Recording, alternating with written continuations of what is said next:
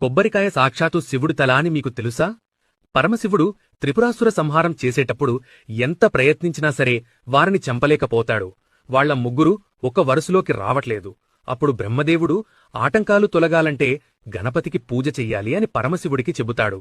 శివుడు గణపతి పూజకు సిద్ధం చేస్తుంటే సాక్షాత్తు వినాయకుడే వచ్చి తన తండ్రి ఎదుట కూర్చుంటాడు. పూజ పూర్తయ్యాక నైవేద్యం సమర్పిస్తుంటే గణపతి స్వీకరించడం లేదు.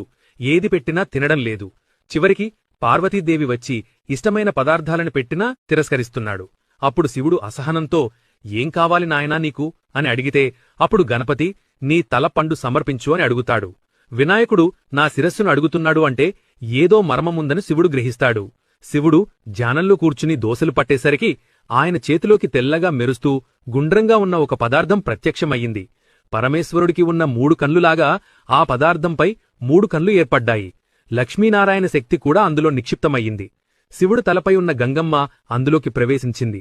పార్వతీదేవి తినే పదార్థంలాగా అందులోకి ప్రవేశించింది. అప్పుడు ఆ పవిత్ర పదార్థాన్ని గణపతి స్వీకరిస్తాడు. ఇక గణపతి అది తిని ఇప్పటినుండి ఈ పండుని శ్రీఫలమని పిలుస్తారు అని వరమిచ్చాడు. అందువల్ల అప్పటినుండి కొబ్బరికాయలు లేకుండా చిన్న పూజ కూడా జరగటంలేదు.